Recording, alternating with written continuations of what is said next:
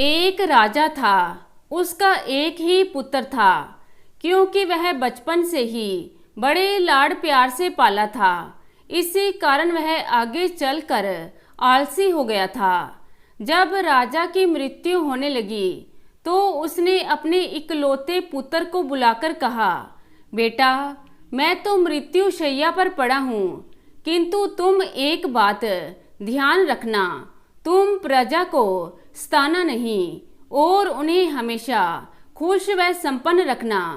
और हाँ बेटा, यह बात भी जान लो कि तुम्हारी मृत्यु सांप के काटने से एक निश्चित दिन को होगी। यह कहते हुए राजा तो हमेशा के लिए सो जाता है। अपने पिता के जाने के बाद राजकुमार घबराया हुआ रहता है। एक दिन उसके मन में यह बात आई कि जंगल में जाकर तपस्या की जाए और राजकुमार सारा राजपाट और अपनी पत्नी व बच्ची को छोड़कर जंगल में चले जाते हैं।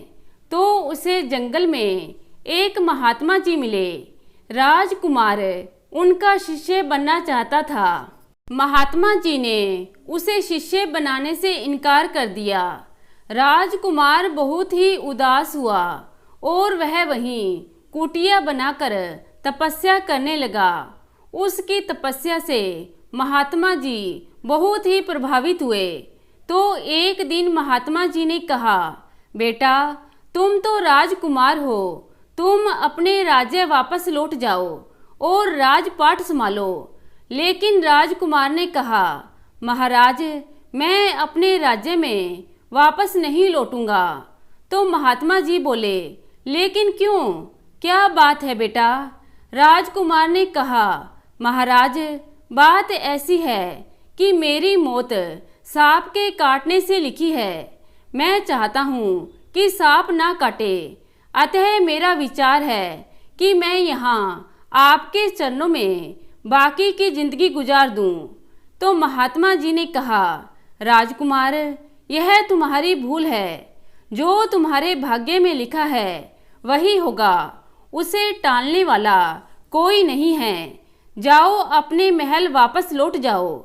आखिर में राजकुमार मान जाता है और वह साधु से कहता है, महात्मा, आप मुझे कुछ उपदेश देने की कृपा करें। साधु महात्मा कहते हैं, मेरी 3 बातों को हमेशा ध्यान में रखना कि सुबह उठकर टहलना चाहिए, इससे लक्ष्मी आती है। और दूसरी बात, घर आए अतिथियों का सत्कार करना चाहिए। और तीसरी बात, पहला गुस्सा पी जाना चाहिए।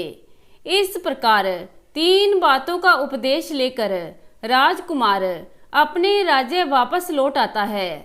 राजकुमार को देखकर उनकी प्रजा और रानी बहुत ही खुश होते हैं और उनका बड़े ही धूमधाम से स्वागत करते हैं।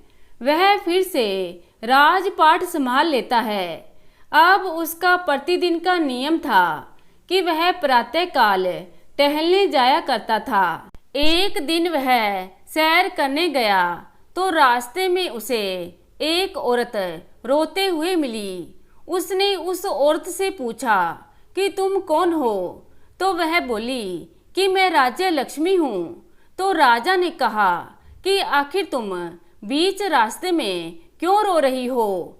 तो वह बोली कि रो तो मैं इसलिए रही हूँ कि इस राज्य के राजा पर विपत्ति पड़ने वाली है, फिर मैं कहाँ जाऊंगी? राजा ने कहा कि माता जी, आप मेरे साथ चलिए, हम आपकी अच्छी तरह से देखभाल करेंगे।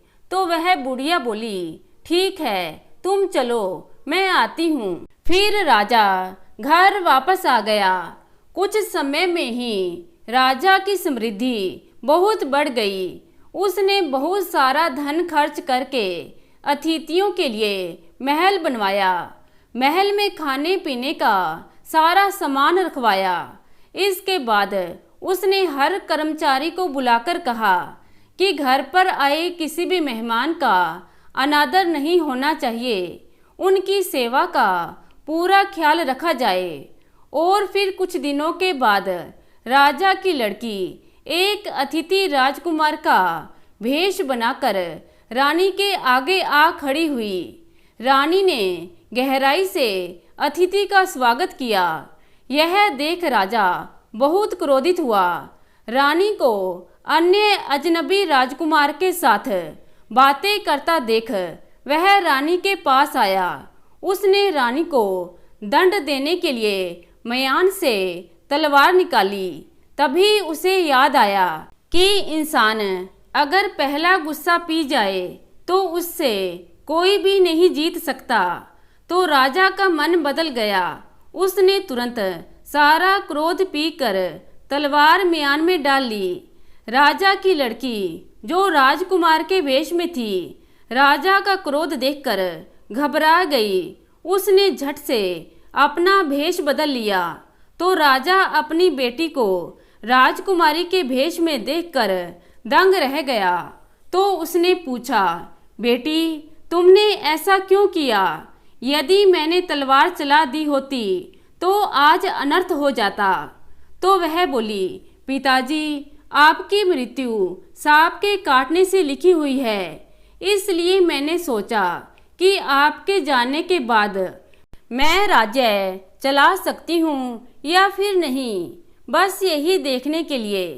इस प्रकार बात आई गई हो गई और अब राजा की मृत्यु का दिन भी आ चुका था। उसे साधु की बात याद थी कि घर आए अतिथि का स्वागत करना चाहिए। उसने निर्णय किया कि वह अपने मधुर व्यवहार से अपने शत्रु का दिल जीतने का प्रयास करेगा। राजा को पता था कि दुनिया में प्रेम से बढ़कर कुछ भी नहीं है। उसने मुख्य द्वार और अपने सोने वाले कक्ष तक फूल और इत्र का छिड़काव करा दिया और जगह जगह पर मीठे दूध के कटोरे रखवा दिए और सैनिकों को यह भी बोल दिया कि सांप को किसी भी प्रकार का कोई कष्ट नहीं होना चाहिए। जैसे ही सांप आया और स्वागत की व्यवस्था देख खुश हो गया, वो पहले पंखुड़ियों पर लेटते हुए और मीठे दूध का सेवन करते हुए आगे बढ़ता गया। इस प्रकार उसके मन में क्रोध की जगह दया का भाव जागृत होने लगा। अब उसके लिए राजा को काटना असंभव हो गया। वह सोचने लगा, जो अपने शत्रु के साथ भी अतिथि जैसा व्यवहार कर रहा है, उसे कैसे काटूं? राजा के पास पहुंचकर उसका विचार बदल गया।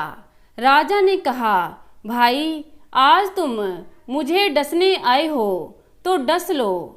सांप ने कहा, नहीं मैं तुम्हें नहीं डस सकता। राजा ने कहा, क्यों? सांप ने कहा, इसलिए कि इस राज्य में मुझे खाने पीने के लिए बहुत कुछ मिला है। इतना कुछ खाने पीने के बाद यदि मैं तुम्हें डस लूं तो यह नमक हरामी होगी। तो सांप राजा को बिना डसे वहां से लौट गया।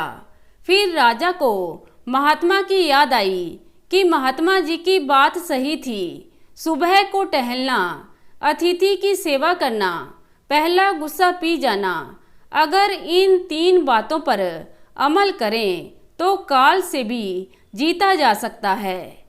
तो दोस्तों, कैसी लगी आज की कहानी? उम्मीद करती हूँ कहानी को पसंद करेंगे। धन्यवाद।